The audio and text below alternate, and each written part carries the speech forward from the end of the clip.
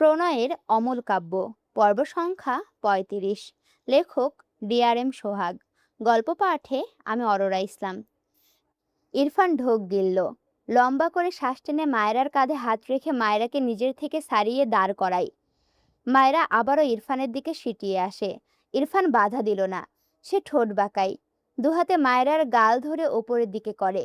মায়রা চোখ বুজে, চোখের পানিতে গাল ভিজে একাকার। ইরফান ঠান্ডা গলায় বলে, কাঁদছো কেন? মায়েরা পিটপিট করে চোখ মেলে তাকায়। তার সামনে ইরফানকে গম্ভীর মুখে তাকিয়ে থাকতে দেখে ঢোক গিলে মেয়েটা। ইরফান তার খসখসে ডান হাত দ্বারা মায়রার মুখ মুছে দেয়। মৃদুস্বরে বলে, আর কখনো শাড়ি পরবে না। মায়রা চোখের পাতা ফেলে ইরফানের দিকে তাকিয়ে থাকে। ইরফান মায়রাকে তার থেকে দূরে সরিয়ে দেয়।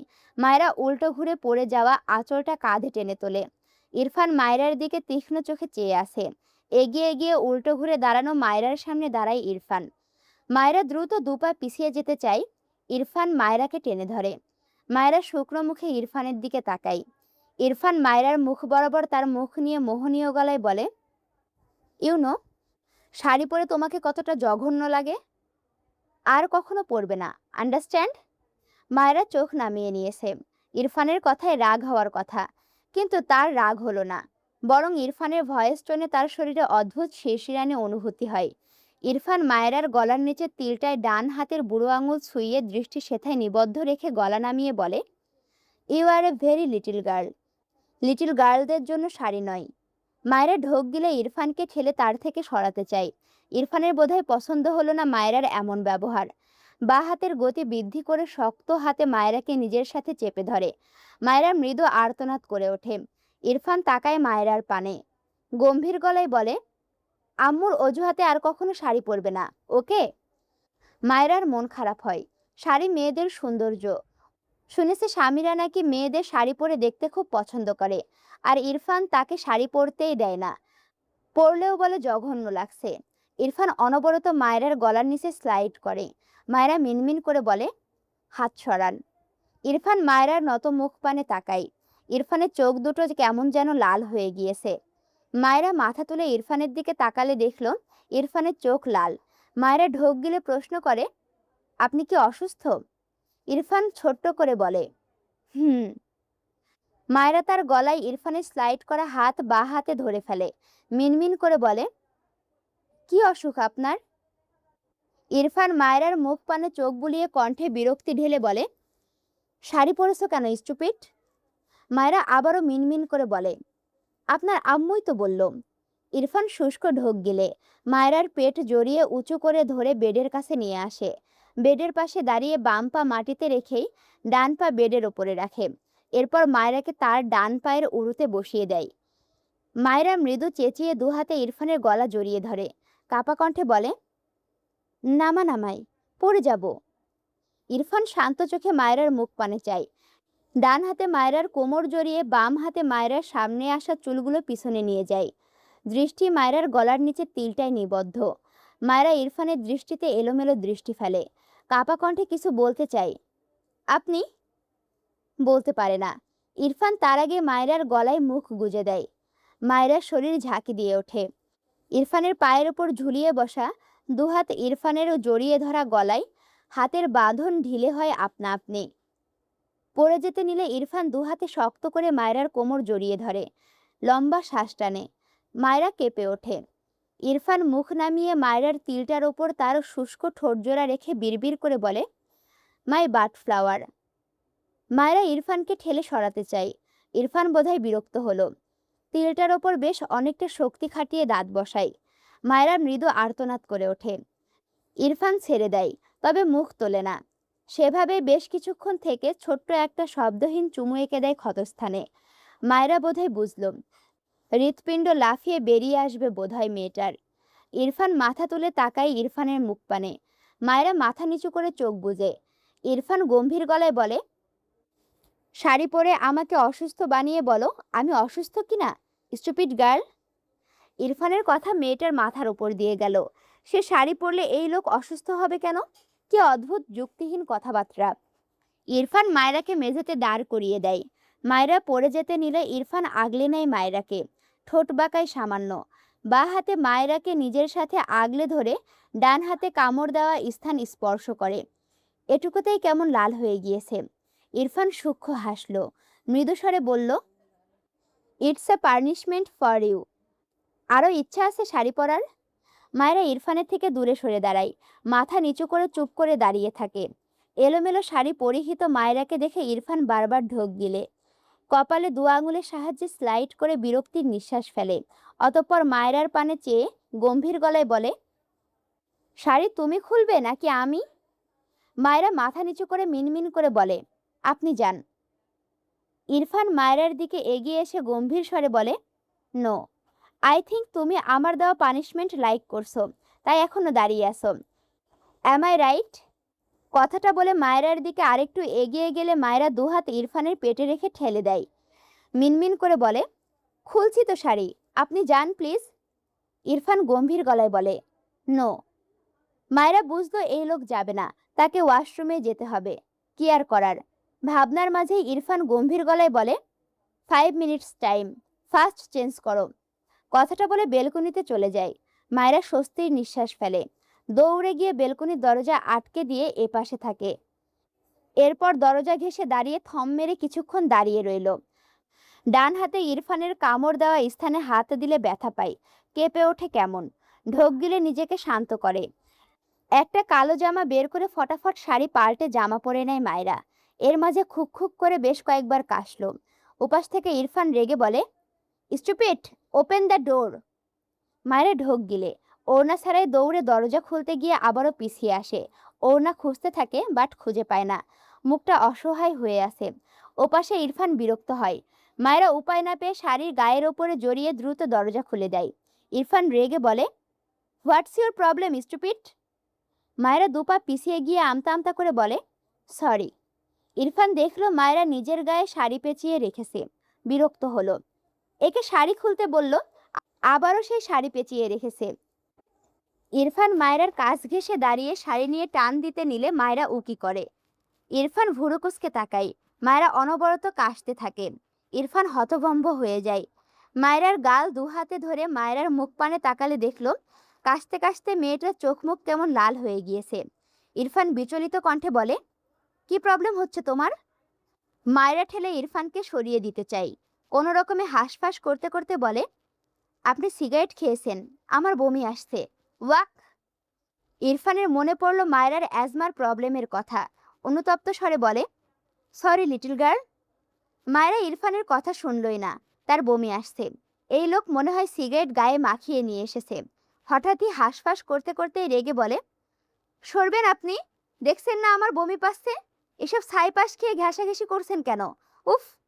ইরফান ভুরু কোঁচকাল। অ্যাজমা থাকলে নিঃশ্বাস নিতে কষ্ট হয়, এই মেয়ের বমি পাচ্ছে কেন? মায়েরার চেঁচানোয় রেগে বলে, স্টুপিড গার্ল, আমার রাগ দেখালে থাপ্পড় দিয়ে সব দাঁত ফেলবো তোমার। মায়েরা আবারও উকি করতে নিলে ইরফান মুহূর্তে নরম গলায় বলে, সরি সরি, কোথায় কষ্ট হচ্ছে তোমার? মায়েরা চোখ তুলে তাকায় ইরফানের দিকে। ইরফানকে ঠেলে, এই লোকের গা ভর্তি সিগারেট। ইরফান কিছু একটা ভেবে নিজেই মায়েরার থেকে খানিকটা দূরে সরে গিয়ে গায়ের কোটটা ছুঁড়ে ফেলল। এরপর দ্রুত হাত চালিয়ে শার্টের বোতামগুলো খুলে শার্ট ছুঁড়ে মারল। এরপর মায়েরার গাল ধরে মৃদুস্বরে বলে, এখনো প্রবলেম হচ্ছে? মায়েরার নাড়ি ভুড়ি সব উল্টে আসছে। কি জঘন্য গন্ধ। ইরফানকে ধাক্কা দিলে ইরফান মায়েরাকে টেনে ধরে। চিন্তিত কণ্ঠে বলে, কি প্রবলেম হচ্ছে তোমার? Tell me stupid. মায়েরা মুখ চেপে কাশে। কোনো রকমে বলে, ছাড়ুন, আমার বমি আসছে, বাথরুমে যাব আমি। ইরফান দ্রুত মায়েরাকে কোলে তুলে ওয়াশরুমের দিকে নিয়ে গিয়ে বেসিনের সামনে দাঁড় করিয়ে দেয়। মায়েরা কয়েক সেকেন্ডের মাঝে গলগল করে বমি করে দেয়। পিছু দাঁড়িয়ে ইরফান দেখলো মায়েরা বমি করছে। ভীষণ চিন্তিত হয় ছেলেটা। মায়েরাকে আগলে ধরলে মায়েরা স্যাঁত করে ওঠে, কিন্তু শরীর দুর্বলের জন্য নিজেকে ছাড়াতে পারল না। মায়েরার কান্না পাচ্ছে। এমন উকি আসলে কি যে অসহ্য লাগে। ইরফান ডান হাত বাড়িয়ে মায়েরার মুখ মুছে দেয়। মায়েরা ঘাড় বাঁকিয়ে দুর্বল কণ্ঠে বলে, কি করছেন? ইরফান কিছু বলল না। ট্যাপ ছেড়ে নিজ হাত ধুয়ে মায়েরার মুখে পানি দেয়। মায়েরা ইরফানকে আটকে নিজেই বেসিনে ভালোভাবে মুখ ধুয়ে নিল। এখন একটু ভালো লাগছে। উকি করলে বেশ খারাপ লাগে। ইরফানকে ঠেলে সরাতে চায় নিজের থেকে। ইরফান বিরক্ত হয়ে বলে, কি প্রবলেম? রাগিও না আমায়। মায়েরা বিরক্ত হয়ে বলে, আমি ব্রাশ করব, সরুন। ইরফান ভুরুকুসকে বলে, নো। ইরফানের মুখ থেকে আবারও সিগারেটের গন্ধে মায়েরা দু হাতে তার মুখ চেপে ধরে। ইরফান ভুরু কুঁচকালো। নিজের ওপরই বিরক্ত লাগলো, এই বাচ্চার ওপরও বিরক্ত লাগলো। সে কি এমন খেয়েছে? মানুষ বিষ খেয়েও এমন করে না, এই স্টুপিড সিগারেটের গন্ধে যেমন করছে। বেসিনের ওপর চোখ বুলিয়ে মাউথ ওয়াশ খুঁজলো, না পেয়ে বিরক্ত হয়ে বলে, মাউথ ওয়াশ নেই তোমার? মায়েরা তার মুখ চেপে বোকা চোখে ইরফানের দিকে চেয়ে থাকে। ইরফান বিরক্ত হয়ে মায়েরাকে ছেড়ে মায়েরা ছোট্ট ব্রাশ তুলে নেয় হাতে। মায়েরা ভুরুকুসকে চেয়ে আসে। ইরফান মায়েরার ব্রাশে পেস্ট লাগিয়ে নিজের মুখে নিলে মায়েরা চেঁচিয়ে ওঠে, আল্লাহ, এটা আমার ব্রাশ। কথাটা বলে ইরফানের হাত ধরে টানলে ইরফান মায়েরাকে বাঁ হাতে চেপে ধরে দ্রুত মুখ থেকে গন্ধ বের করার জন্য কোনো রকমে একটু ব্রাশ করে মুখ ধুয়ে নেয়। মায়েরা চোখ বড় বড় করে চেয়ে আসে। ইরফান মুখ ধুয়ে মায়েরার দিকে তাকালে মায়েরার দৃষ্টি দেখে বলে, হোয়াট? মায়েরা অবুঝ গলায় বলে, ওটা আমার ব্রাশ ছিল। So what? মায়েরা কি বলবে বুঝে উঠতে পারছে না। ইরফান মায়েরাকে এভাবে তাকিয়ে থাকতে দেখে ঠান্ডা গলায় বলে, সিগারেটের স্মেল সহ্য করতে শেখো। পারবো না, ওয়াক। ইরফান মায়েরার দিকে শান্ত চোখে তাকায়। মায়েরা ঢোক গিলে। সে সিগারেটের গন্ধ সহ্য করতে পারে না বলে এটাও তার দোষ হয়ে গেল। ইরফান মায়েরার ভেজা ঠোঁট জোড়ায় দৃষ্টি নিবদ্ধ রেখে মৃদুস্বরে বলে, ইটস ওকে, মাউথ ওয়াশ করে নিব। মায়েরা বোকা চোখে ইরফানের দিকে চেয়ে থাকে। ইরফানের মুখ তার মুখের দিকে এগিয়ে আসতে দেখে মায়েরা দ্রুত দুহাতে মুখ চেপে ধরে। ইরফান বিরক্ত হয়ে মায়েরার চোখের দিকে তাকালো। বিরক্তির নিঃশ্বাস ফেলে ধমকে বলে, সারা জীবন স্টুপিটি থাকবে। ইরফানের ধমক খেয়ে মায়েরা কেঁপে ওঠে। পিট পিট করে ইরফানের দিকে চেয়ে থাকে। ইরফান মায়েরাকে ছেড়ে ওয়াশরুম থেকে বেরিয়ে যায়। ইরফান বেরিয়ে গেলে মায়েরা স্বস্তির নিঃশ্বাস ফেলে। একটাই ব্রাশ ছিল তার, ব্রাশ করে বেসিনের মধ্যে ফেলে চলে গেল। কি অদ্ভুত! মায়েরা ভালোভাবে মুখ ধুয়ে ওয়াশরুম থেকে বেরিয়ে দেখলো ইরফান দাঁড়িয়ে ফোনে কথা বলছে। একটু পর কল কেটে দ্রুত শার্ট আর কোট গায়ে জড়ালো আবারও। মায়েরা এক কোণে দাঁড়িয়ে চুপচাপ দেখলো ইরফানকে। ইরফান রেডি হয়ে দ্রুত ডোর খুলে বাইরে এক পা রেখেও আবার ভেতরে চলে আসে। এসে বলে, এই ঘর থেকে এক পা বাইরে রাখলে পা কেটে ফেলবো। কথাটা বলে ঘর থেকে বেরিয়ে বাইরে থেকে দরজা লক করে দেয়। মায়েরা অসহায় মুখে বন্ধ দরজার দিকে চেয়ে থাকে। সে ভেবেছিল এই লোকটা চলে গেলেই সে দৌড় দিবে। ছাদে অনেক সুন্দর করে সাজিয়েছে। মায়েরা বিকেলে একবার গিয়েছিল, ওখানে সবাই মেহেদি দিবে, সেও দিবে, কিন্তু কিভাবে? তাকে তো বন্দি করে রেখে গেল। কোথাও যাচ্ছিস? সাহেলের কথায় ইরফান দাঁড়িয়ে গেল, পিছু ফিরে তাকালো না। সাহেল নিজেই ইরফানের সামনে দাঁড়িয়ে হেসে বলে, এতক্ষণ কি করলি তোর বউয়ের ঘরে? ওকে তো মানিস না। ইরফান বিরক্ত হয়ে বলে, ইটস মাই পার্সোনাল ম্যাটার। সাহেল হেসে বলল, আমার ওকে ভালো লেগেছে। ইরফান রেগে সাহেলের কলার চেপে ধরে। সাহেল ইরফানের থেকে নিজের কলার ছাড়িয়ে নেয়। ময়লা ঝাড়ার মতো করে কয়েকবার ঝেড়ে বলে, কি যেন নাম? ও হ্যাঁ, মায়রা। How cute! অন্তরার চেয়েও ভয়ঙ্কর সুন্দরী। এই জন্যই তো এত ফাস্ট পা পিছলে পড়লি। ইরফান শক্ত চোখে সাহেলের দিকে চেয়ে আসে। সাহেল বাঁকা হেসে বলল, আফসোস, মায়রা সুন্দরী। আর বলতে পারে না। ইরফান ডান হাত মুষ্টিবদ্ধ করে জোরে সোরে একটা ঘুষি মেরে দেয় সাহেলের নাক বরাবর। সাহেল কয়েক পা পিছিয়ে যায়। ইরফানের দিকে তেড়ে আসলে শুদ্ধ দৌড়ে এসে সাহেলকে টেনে ধরে। সাহেল রেগে শুদ্ধকে ধাক্কা দিয়ে বলে, আমাকে আটকাস কেন? ওকে আটকাতে পারিস না? শুদ্ধ ইরফানের দিকে তাকায় একবার, আবার সাহেলের দিকে। চিন্তিত কণ্ঠে বলে, মারামারি করছিস কেন তোরা? সাহেল ডান পাশে থুতু ফেলে ইরফানের দিকে চেয়ে বলে, মায়েরাকে আমার লাগবে। শুদ্ধ ভুরুকুসকে তাকালো। ইরফান আরও তেড়ে আসতে নিলে শুদ্ধ ইরফানকে জাপটে ধরে বলে, রাগাচ্ছে তোকে, থাম থাম, মারামারি করিস না। ইরফান রাগান্বিত স্বরে বলে, জাস্ট আর একবার আমার ওয়াইফের নাম উচ্চারণ করলে ওর জবান কেটে কুকুরকে খাওয়াবো। কথাটা বলে শুদ্ধকে ধাক্কা দিয়ে গটগট পায়ে বাড়ির ভেতরে চলে যায়। বাইরে আর বের হলো না। শুদ্ধ স্বস্তির নিঃশ্বাস ফেলে সাহেলের পাশে দাঁড়িয়ে বলে, রাগাচ্ছিস ভালো কথা, মারামারিতে গেলি কেন? সাহেল রেগে বলে, আমি ওকে রাগাইনি, যা বলেছি কাট কাট বলেছি। আমার মায়েরাকে চাই মানে চাই। শুদ্ধ কেমন করে যেন তাকালো সাহেলের দিকে, অবাক হয়ে বলল, তুই তো ভালোবাসিস। সাহেল নির্দ্বিধায় বলে, মায়েরাকে দেখে ওকে আর ভালো লাগছে না। It's simple. শুদ্ধ কি বলবে খুঁজে পেল না। এভাবে ভালোবাসা যায়? কই, সে তো ফারহাকে প্রায় 4 বছর আগে থেকে ভালোবেসে আসছে। কখনো তো মনে হয়নি অন্য কেউ ফারহার থেকে বেশি সুন্দর, বরং ফারহাকেই ভিন্ন সময়ে ভিন্ন রকম সুন্দরভাবে আবিষ্কার করেছে। শুদ্ধর ভাবনার মাঝে সাহেল বাঁকা হেসে বলে, ইরফানের স্বভাব আমার জিনিসে ভাগ বসানো। এই বাড়ি এসে মায়রাকে আমি পছন্দ করলাম, এখন শুনছি এটা ওর বউ। সে যাই হোক, ইরফান মন থেকে মেনেছে মায়রাকে, এজন্যই এখন ওই মেয়েকে আমার চাই, ব্যাস। শুদ্ধ অবাক হয়ে বলে, ইরফানের সাথে পারবি না, ফালতু ঝামেলা করিস না। আমি ফান করছিলাম, খুব ভালো করে জানিস। সাহেল গা টানা দিয়ে বলে, বাট আমি ফান করিনি, না তো করছি। শুদ্ধ রেগে বলে, তুই ইচ্ছে করে ঝামেলা করতে চাইছিস?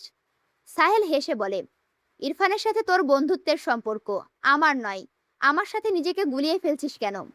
শুদ্ধ রেগে সাহেলকে ধাক্কা দিয়ে বলে, তোর প্রবলেম কি? ভাইয়ের বউয়ের দিকে নজর দেওয়া এসব কি ধরনের স্বভাব? সাহেল শুদ্ধর চেয়েও জোরে ধাক্কা দেয় শুদ্ধকে। অতঃপর শক্ত গলায় বলে, ও যখন আমার ভালোবাসার দিকে নজর দিয়েছিল, তখন তোর এসব নীতি কোথায় গিয়েছিল রে? শুদ্ধ বিরক্ত হয়, মেজাজ খারাপ হচ্ছে তার। বিরক্ত হয়ে বাড়ির ভেতরে যেতে যেতে বলে, ভালোবাসা কি সেটাই তো বুঝিস না। ভালো মানুষ হওয়া আগে, তাহলে অন্যকে দোষারোপ করার স্বভাবটা যাবে। সাহেল ডোন্ট কেয়ার ভাব নিয়ে দাঁড়িয়ে রইল। ইরফান মায়রার ঘরের দরজা খুলে ভেতরে গিয়ে ঠাস করে দরজা লাগিয়ে দেয়। মায়রা বেডের ওপরে বসেছিল মন খারাপ করে। ইরফানকে দেখে দ্রুত বেড থেকে নেমে দাঁড়ায়। ইরফান শক্ত চোখে তাকিয়ে আছে মায়রার দিকে। সাহেলের সামনে শাড়ি পরেছিল ভাবতেই রাগ মাথা চারা দিয়ে উঠেছে। মায়রা ঢোক গিলে, ভালো মানুষ বের হয়ে গেল তো, এত রেগে ফিরলো কেন? মায়রা ভীত স্বরে বলে, আপনার কি হয়ে? কথাটা শেষ করার আগে ইরফান ঝড়ের বেগে মায়রার গাল চেপে ধরে। রাগান্বিত স্বরে বলে, কেন শাড়ি পরলি বল, এই বল। অন্যদিন পরতে পারিস না, আজ কেন পরলি? মায়রা ভীষণ ভয় পায় ইরফানকে দেখে। ইরফান মায়রার ভীত মুখ পানে তাকায়, নীরবে চেয়ে থাকে কিছুক্ষণ, নিজেকে শান্ত করার চেষ্টা করে। মায়রাকে ছেড়ে কয়েকবার নিঃশ্বাস নেয়, রাগে দরজায় একটা লাথি বসায়। মায়রা কেঁপে ওঠে। আচ্ছা, এখন অনেক বেশি বৃষ্টি হচ্ছে বুঝছো? ট্রেনের চালে অনেক বেশি শব্দ হচ্ছে, মারাত্মক লাগছে শুনতে। এখন আপাতত আমি বৃষ্টিটা অনুভব করি, ফিরছি কিছুক্ষণ পর তোমাদেরকে আবার গল্প শোনাতে। শোনো, আমি বৃষ্টিতে ভিজে নাচানাচি করে গোসল করে আবার তোমাদেরকে গল্প শোনাতে আসলাম। মাঝে একটা গ্যাপ নিয়েছিলাম বুঝছো, ওই জন্য গলাটা এমন তেমন লাগতে পারে। ইরফান গায়ের কোট খুলে ছুঁড়ে ফেলল। মায়রাকে বাঁ হাতে ঠেলে সরিয়ে দিয়ে গটগট পায়ে ওয়াশরুমে চলে যায়। মায়রা মাথা নিচু করে দাঁড়িয়ে আছে, সে বুঝতে পারছে না আসলে সে কি করেছে। দরজার ওপাশে রিয়ার কণ্ঠ পাই। রিয়া বারবার করাঘাত করে মায়রাকে ডাকছে। মায়রা ধীর পায়ে গিয়ে দরজা খুলে দিলে রিয়া হেসে একটা শাড়ি এগিয়ে দিয়ে বলে, ভাবি এই শাড়িটা পরে ছাদে আসো, মেহেদি দিব সবাই মিলে, তাড়াতাড়ি আসো কিন্তু। মায়রা রিয়ার হাতে শাড়ি নিয়ে জোরপূর্বক হাসলো। রিয়া শাড়িটা দিয়ে দৌড় দিল। তাদেরও রেডি হতে হবে। মায়েরা শাড়ির দিকে চেয়ে আছে। ইরফান একটু আগেও তো শাড়ি পরা নিয়ে ভীষণ রেগে গিয়েছে। ভাবনার মাঝেই পিছন থেকে ইরফান গম্ভীর গলায় বলে, ওখানে কি করছো? মায়েরা দ্রুত পিছু ফিরে তাকায়। ইরফানের মাথার চুল ভেজা, চুপচুপে হয়ে আছে। চুল বেয়ে টপ টপ করে ঘাড়ে পানি পড়ছে, চোখ মুখ ভেজা। মায়েরা ঢোক গিলে আমতা আমতা করে বলে, আপনি মাথা মুছছেন না কেন? ইরফান মায়েরার হাতে থাকা শাড়ির দিকে তাকায়, এগিয়ে এসে ঠান্ডা গলায় বলে, শাড়ি পরতে চাও? মায়েরা ভীত চোখে তাকায়, আপনা আপনি গলায় হাত চলে যায়। ঢোক গিলে দ্রুত মাথা দুদিকে নাড়িয়ে বলে, না না, চাই না। ইরফান ঠোঁট বাঁকিয়ে বলে, গুড গার্ল। মায়েরা জিভ দিয়ে ঠোঁট ভিজিয়ে বলে, আমি ছাদে যেতে চাই। ইরফান রেগে তাকায়। মায়েরা ঢোক গিলে মিনমিন করে বলে, ছাদে সবাই মিলে মেহেদি দিবে, আমি যেতে চাই প্লিজ। ইরফান গম্ভীর গলায় বলে, নো। মায়েরার কান্না পাই, হাতের শাড়িটার দিকে তাকালো। সবাই একরকম শাড়ি পরবে বলেই দিয়ে গিয়েছে রিয়া আপু। মায়েরা জানে সে তো পরবে না শাড়ি, তবুও লোকটা তাকে ছাদে যেতে দিবে না ভেবেই কান্না পাই। এভাবে বন্দি করে রাখছে কেন? সে একটু হাসলেও এই লোকের সহ্য হয় না। ভেজা চোখে চেয়ে থেকে বলল, আমি ইনায়া আপুর কাছে যেতে চাই, হাতে মেহেদি দিতে চাই। ইরফান ধমকে বলে, এক কথা বারবার বললে থাপ্পড় দিয়ে সব দাঁত ফেলবো স্টুপিড। মায়েরা ছলছল দৃষ্টিতে তাকায় ইরফানের পানে। হাতে শাড়ি ছুঁড়ে ফেলে বেডের ওপর পা তুলে হাঁটুতে মাথা গুজে বসে পড়ে। ইরফান ভুরু কুঁচকে চেয়ে আছে মায়রার দিকে। নিচে পড়ে থাকা শাড়ির দিকে তাকালো। তাকে কি এই পুচকি রাগ দেখালো? ভেবে তার রাগ হলো। কিছু বলতে গিয়েও থেমে যায়। মায়রার ফোঁপানোর আওয়াজ পেয়ে একটু দমল। কিছু একটা ভেবে মায়রার পাশে দাঁড়িয়ে তার ফোন এগিয়ে দিয়ে বলে, তুমি চাইলে গেম খেলতে পারো। মায়রা মাথা তুলে তাকায়। এইটুকু সময়ে কেঁদেছে অনেক। ইরফানের বাড়িয়ে রাখা ফোনের দিকে চেয়ে রেগে বলে, আমাকে আপনার 5 বছরের বাচ্চা মনে হয়? কথাটা বলে ইরফানের ফোন নিয়ে ছুঁড়ে ফেলে। ইরফান হতভম্ব। অবাক হয়ে মেঝেতে পড়ে থাকা তার ফোনের দিকে তাকায়। মায়েরা নিজেও ঢোক গিলে। কি করে ফেললো এটা? আজ তাকে কে বাঁচাতে আসবে ভেবে গলা শুকিয়ে কাঠ হয়ে গেল। আসসালামু আলাইকুম রহমতুল্লাহ। কেমন আছো তোমরা সবাই? আচ্ছা, প্রথমে আমি সরি বলে নিচ্ছি। বৃষ্টি হওয়াতে আমি বৃষ্টির লোভ সামলাতে পারিনি, বুঝছো? বৃষ্টি আমার অনেক ভালো লাগে। অনেকেই বলে না, বৃষ্টি আমি অনেক পছন্দ করি, হ্যান ত্যান। আরে বৃষ্টি পছন্দ করো, ছাদের নিচে বসে থাকলে হবে? বৃষ্টিকে অনুভব করতে হবে। তাই আমি সবকিছু ফেলে রেখে বৃষ্টি অনুভব করতে গেছিলাম। এই জন্য হয়তো কণ্ঠ এমন তেমন লাগছে। তবে আমি জানি আমার ভাই বোনেরা এটা ম্যানেজ করে নেবে, তাই না? আর হ্যাঁ, ভিডিওতে লাইক, কমেন্ট আর শেয়ার করতে বলছি না। ত- তবে পরবর্তী পর্ব যেন মিস না হয়, সেই জন্য আমার চ্যানেলটি এখনই সাবস্ক্রাইব করে আমার পাশে থাকো। দেখা হচ্ছে পরবর্তী ভিডিওতে। আমি তোমাদের সাথে আছি, তোমাদের অপ্রিয় পাঠিকা অরোরা ইসলাম। আল্লাহ হাফেজ।